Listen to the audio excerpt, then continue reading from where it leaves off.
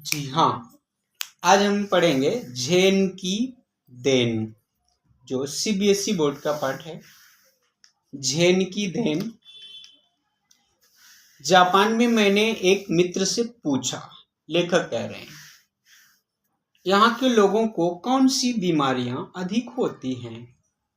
मित्र ने जवाब दिया मानसिक, यानी उन्होंने जवाब दिया मानसिक बीमारी का मतलब है मेंटली डिजीज। यहाँ के 80% लोग मनोरुग्ण हैं।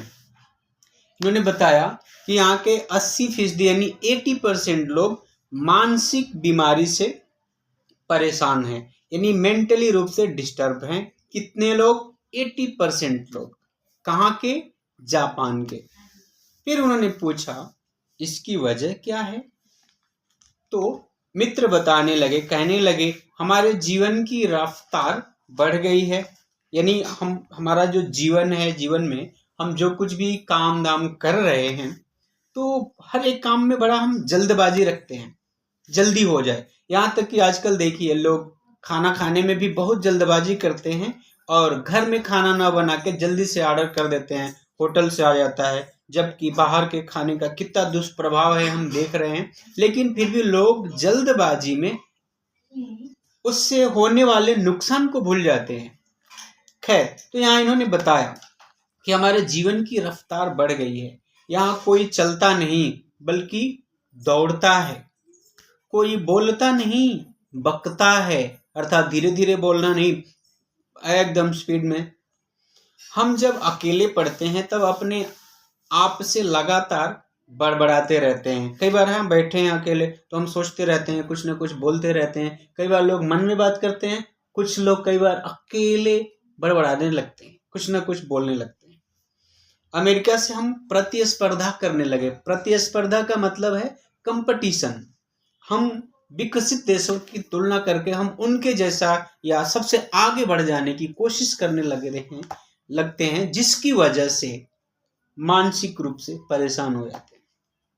इन्होंने बताया है, आगे उदाहरण दिया है कि 1 महीने में पूरा होने वाला काम 1 दिन में ही पूरा करने की कोशिश करने लगे हैं।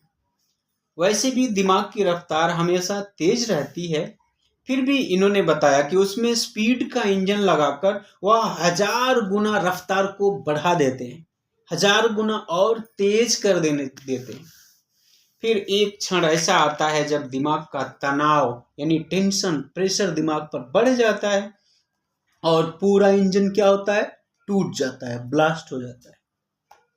यही कारण है जिससे मानसिक रोग यहाँ बढ़ गए हैं, अर्थात जापान में रहने वाले लोग इसीलिए मानसिक रूप से बहुत ज्यादा बीमार हैं। करके शाम को वह मुझे एक टी सेरेमनी में लेके गए। इनके मित्र शाम को एक टी सेरेमनी में लेके गए। चाय पीने की वह एक विधि है, जापानी में उसको कहते हैं चा नो यू। प्रश्न आपको पूछा जाता है बोर्ड परीक्षा में कि जापान में चाय पीने की विधि को क्या कहते हैं, तो कहते हैं चा नो यू। वह एक 6 मंजिला इमारत थी। ध्यान दीजिएगा, प्रश्न एक और पूछा जाता है महत्वपूर्ण कि लेखक के मित्र जहां उन्हें चाय पीने लेके गए उस जगह की क्या विशेषता है, वहां का दृश्य कैसा है। तो वह एक 6 मंजिला इमारत थी, यानी 6 फ्लोर का एक बिल्डिंग है, जिसकी छत पर दफ्ती की दीवारों और तातामी चटाई की जमीन वाली एक सुंदर पर्णकुटी है। पर्णकुटी का मतलब होता है पत्ते का घर, लाइक झोपड़ी, आपको पता होगा। और तातामी की चटाई से दीवार बनाई गई है, यानी चटाई मैट, कई बार दफ्ती आदि से उन्होंने कच्ची दीवार सा बनाया हुआ है। झोपड़ी का रूप है, वो पूरी तरह से झोपड़ी है जो पत्तों से बनाई गई है। एक मतलब वहां जाकर के आपके दिमाग को एकदम शांति जो है महसूस होगी। आपको ऐसा नहीं लगेगा कि आप किसी बिल्डिंग में हैं या शहर में हैं, ऐसा लगेगा आप एकदम प्रकृति की गोद में हैं। और कह रहे हैं कि भाई उस कुटी के बाहर बेढब सा एक मिट्टी का बर्तन है। बेढब सा यानी एक टेढ़ा मेढ़ा मिट्टी का एक पॉट है, घड़ा है, उसमें पानी भरा हुआ था। हमने अपने हाथ पांव इस पानी से धोए। दरवाजे पर जो है मिट्टी के घड़े में पानी रखे थे और उस टी सेरेमनी में यानी चाय की जो वहां पर पीने की जो दुकान कह सकते हैं कि है, बैठ करके लोग आराम से पियेंगे चाय, उसके अंदर जाएंगे अगर आप तो नियम है कि आप अपने हाथ पांव धो करके ही जाएंगे। तौलिए से इन्होंने हाथ पोंछे और अंदर गए। अंदर चाजीन बैठा था, अर्थात चाय देने वाला बैठा था। हमें देखकर वह खड़ा हुआ और कमर झुकाकर उसने प्रणाम किया, अर्थात हाथ जोड़ करके उसने इन्हें नमस्ते किया, प्रणाम किया, इनका स्वागत किया, वेलकम किया। और फिर दो झो यानी आइए तशरीफ लाइए, अर्थात आइए यहाँ बैठिए कहकर स्वागत किया, बैठने की जगह इन्हें दिखाई और फिर अंगीठी सुलगाई। अंगीठी सुलगाई अर्थात ये चाय पीने गए हैं, अब उसने चूल्हा जलाया, ठीक है, चूल्हा जलाना, उसने अंगीठी सुलगाई, उस पर चायदानी रखा, अर्थात जिसमें चाय बनेगी वो बर्तन उसने रखा। फिर बगल के कमरे में जाकर कुछ बर्तन ले आया, तौलिए से बर्तन साफ किया। सभी क्रियाएं, ध्यान दीजिएगा, यहां से भी एक प्रश्न पूछा जाता है कि चाजीन ने सभी प्रतिक्रियाएं, सभी क्रियाएं कैसे की, किस प्रकार किया, वही अभी हम पढ़ने जा रहे हैं।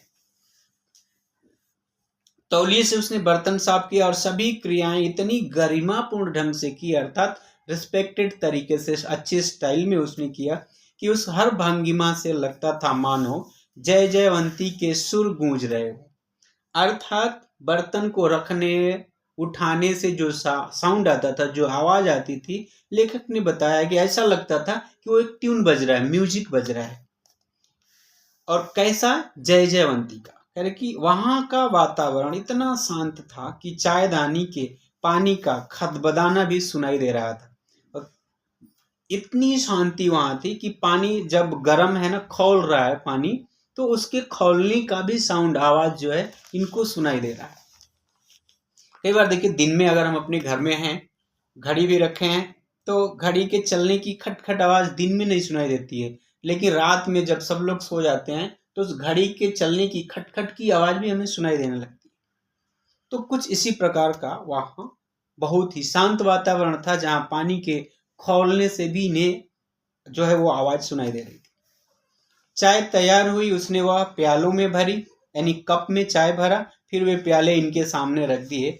हम 3 मित्र थे, ध्यान दीजिएगा, प्रश्न पूछा जा सकता है कि कितने लोग थे, तो 3।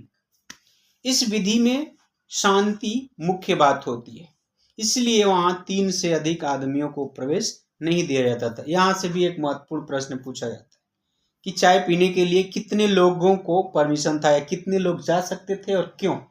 तो केवल 3 लोग ही जा सकते थे। क्यों? क्योंकि उस जगह पर लोग चाय पीने शांति के लिए जाते हैं। अगर ज्यादा लोग होंगे तो शोर शराबा होगा, हल्ला करेंगे, इसलिए वहां जाने का कोई मतलब ही नहीं बनेगा। अतः केवल 3 लोगों को ही परमिशन था, अनुमति थी। शांति प्रिय जगह है, वहां बैठ के चाय पीना है, अर्थात शांत रहना है, इसलिए केवल 3 लोग। आगे इन्होंने बताया प्याले में 2 घूंट से अधिक चाय नहीं थी, अर्थात अगर आप चाहें तो 2 बार में ही चाय को पी सकते हैं। इतनी कप में ज्यादा चाय नहीं थी, हम होठों से प्याला लगाकर एक एक बूंद चाय पीते रहे। ये आराम से होठ से लगाते थे चाय और एक बूंद चुस्की लेकर के पी लेते थे।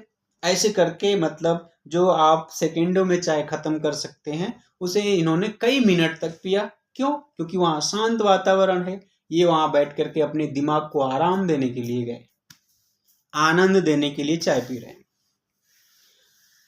खैर आगे बढ़ते हैं। करीब 1.5 घंटे तक चुस्कियों का यह सिलसिला चलता रहा। 1.5 घंटा इन्होंने 2 घूंट चाय पीने में लगाए। 1.5 घंटा, 1.5 घंटा यानी 1.5 आवर्स। 1 घंटा 30 मिनट, अर्थात 90 मिनट, 90 मिनट हो गए। 1 घंटे में कितने मिनट होते हैं? 60। आगे बढ़ जाते हैं। पहले 10-15 मिनट तो मैं उलझन में पड़ा, फिर देखा दिमाग की रफ्तार धीरे धीरे धीमी पड़ती जा रही है। लेखक थोड़ी देर तक रहे, लेकिन इन्होंने अंदाजा लगाया, अनुभव किया कि धीरे धीरे इनके दिमाग की जो रफ्तार है, स्पीड है, कम हो रही है, स्लो। थोड़ी देर में बिल्कुल बंद भी हो गई, अर्थात अब इनके दिमाग में कोई भी काम धाम करने की, भाग दौड़ करने की बात नहीं आ रही, अब बिल्कुल आराम। इन्होंने देखा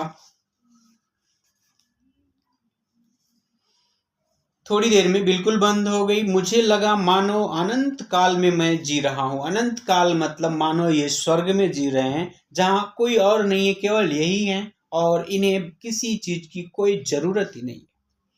यहाँ तक कि सन्नाटा भी सुनाई दे रहा था। अब देखिए, सन्नाटा भी यानी ऐसा, इतनी शांति थी कि मानो इनको शांति भी सुनाई दे रही है। आगे बढ़ते हैं और ये अंतिम पैराग्राफ बड़ा ही महत्वपूर्ण है इस पाठ में भी और हमारे पूरे जीवन के लिए बड़ी अच्छी सीख है। ध्यान से सुनिएगा। कह रहे कि अक्सर हम या तो गुजरे हुए दिनों की खट्टी मीठी यादों में उलझे रहते हैं या भविष्य के रंगीन सपने देखते रहते हैं। यानी या तो हम पास्ट के बारे में सोचकर परेशान रहते हैं या फ्यूचर के बारे में तरह तरह की बातें सोच करके हम परेशान रहते हैं, और इसी में अर्थात पास्ट और फ्यूचर में पढ़ करके हम अपना प्रेजेंट यानी वर्तमान भी खराब कर देते हैं। और ध्यान दीजिए, इन्होंने बताया है कि पास्ट और फ्यूचर यानी भूतकाल और भविष्य काल, दोनों ये जो काल हैं मिथ्या हैं, झूठे हैं, क्योंकि एक तो बीत गया, अब उसके लिए हम कुछ नहीं कर सकते, और एक अभी आया ही नहीं है, हम उसके लिए भी कुछ नहीं कर सकते। इसलिए इन दोनों मिथ्या कालों के लिए, समयों के लिए हम अपने वर्तमान को, प्रेजेंट को क्यों बर्बाद करें। और ध्यान दीजिएगा, अपना वर्तमान ही, प्रेजेंट ही पास्ट है और फ्यूचर है। इसलिए आप कभी भी पास्ट और फ्यूचर के बारे में सोच करके प्रेजेंट को खराब नहीं करना। आपका प्रेजेंट अच्छा है, वर्तमान अच्छा है, तो दोनों ही अच्छे होंगे, और वर्तमान को ही आप अच्छा कर सकते हैं। ना तो आप भूत को, जो बीत गया, उसे कुछ कर सकते हैं, ना आने वाला है आप उसे कुछ कर सकते हैं। इसलिए उनके बारे में सोचना ही क्या, जो हमारे हाथ में नहीं है। देखिए, करें कि हम या तो भूत काल में रहते हैं या भविष्य काल में। असल में दोनों काल मिथ्या है। मिथ्या है मतलब झूठे हैं। एक चला गया है, दूसरा आया ही नहीं है।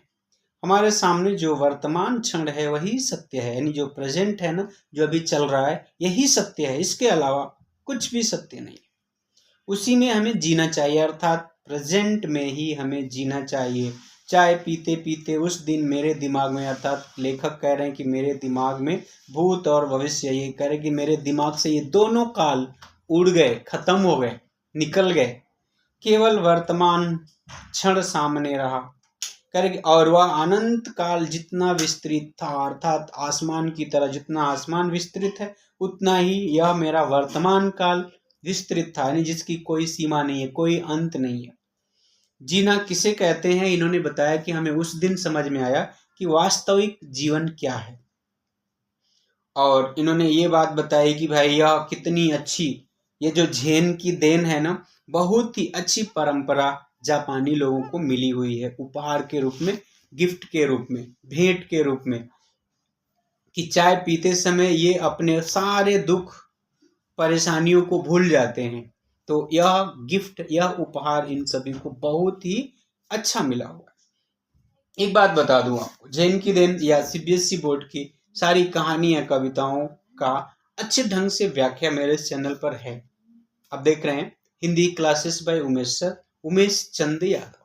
तो एक बात बता दूं, आपके मित्र अगर सीबीएसई में हैं या आईसीएसई बोर्ड पढ़ रहे हैं या स्टेट सिलेबस पढ़ रहे हैं, तो चैनल पर प्लेलिस्ट में आप ढूंढिए, हिंदी का पूरा ही सिलेबस है। चाहे आप व्याकरण से ढूंढें या कोई कहानी, कविता आदि आदि बातें। मुझे देखने सुनने के लिए बहुत बहुत धन्यवाद, और आशा है कि मेरे इस प्रयास से आपके ज्ञान में वृद्धि होगी, आपको कुछ अच्छी बातें समझ में आई होंगी और इससे आपकी मदद हुई हो। इसी आशा के साथ हम आपसे विदा लेते हैं। धन्यवाद। जय हिंद, जय हिंदी। आप ऐसे ही रहें जिससे कि किसी को दुख ना हो। धन्यवाद।